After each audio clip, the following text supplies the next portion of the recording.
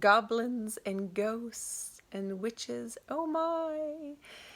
It's the time of month. We're into October, and some fun adult events start coming up.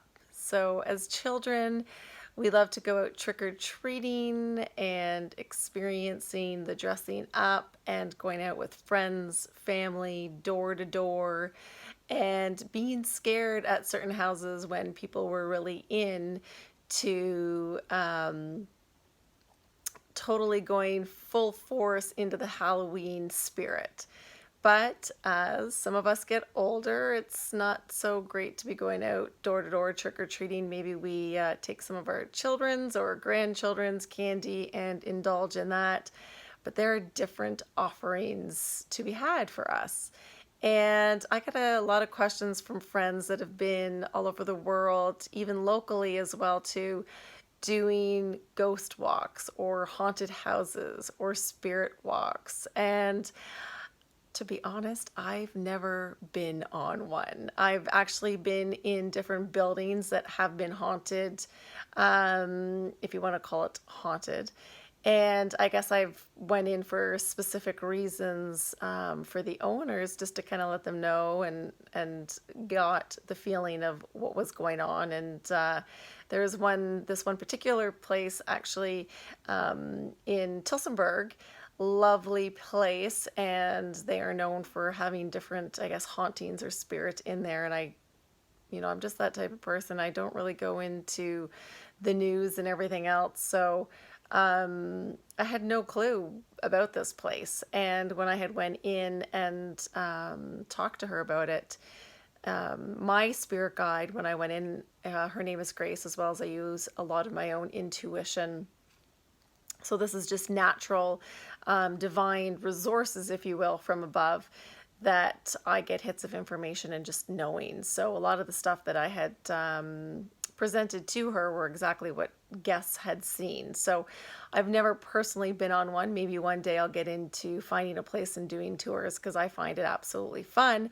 But again, talking to different friends that went on them, I was just kind of curious as to what they experienced and what it was all about.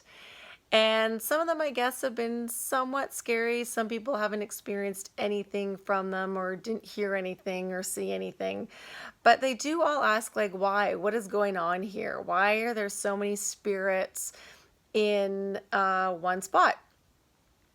We see many different things on TV as well, too. And when you see those things on TV or you do go in person and it has been a place of maybe a hospital that a lot of people died, or dungeons, chambers of, very negative behaviors and killings, then there's a lot of energetic imprint left behind on the people that were once there, that once experienced.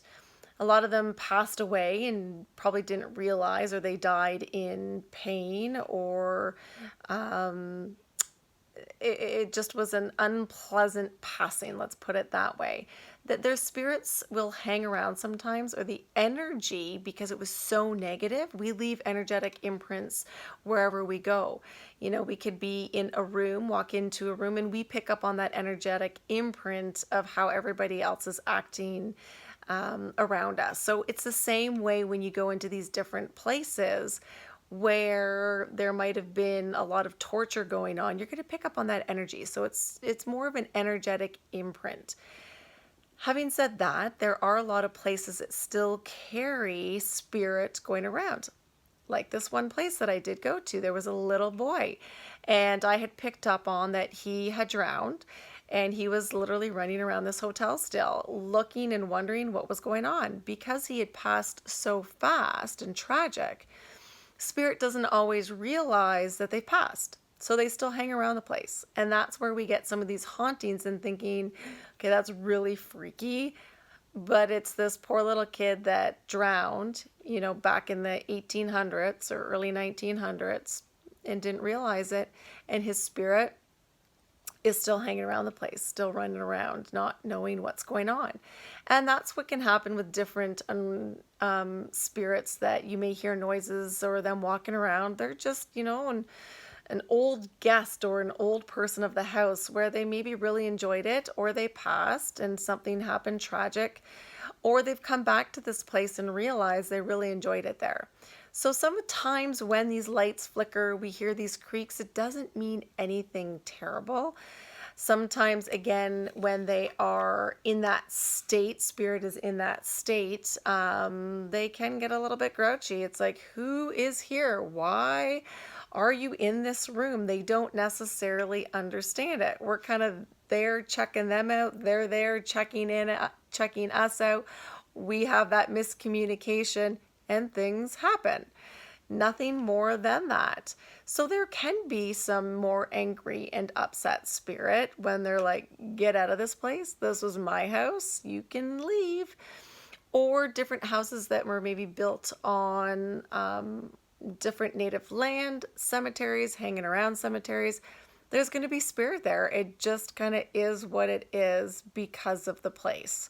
So I'd love to hear of your experiences, or send through any photos if you did capture anything through your phone or camera with the experience of different spirits. I love hearing the stories. Again, like I said, maybe I'll try one this year, or maybe I'll be lucky enough to find a place and I can actually do a guided tour of it as well, because really I don't need to know anything about it. I just pick up on it, which is the fun part, and explain it all to you guys. So love to hear about any of your experiences. Hopefully that gives you a little bit of clarity on what happens when you go through these different things and how you connect and how they connect with you. So have a wonderful October. If you see this video after, I'd still love to hear the experiences as well too. Take care.